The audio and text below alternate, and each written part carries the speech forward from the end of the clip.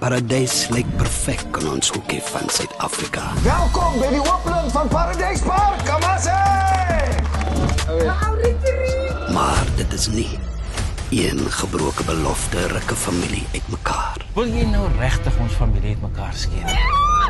Wat het gebeur? Jy is 'n kus!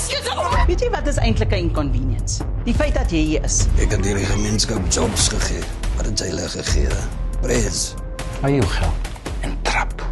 Julle vat van my af, dan gaan jy my kry! As my pa se huis!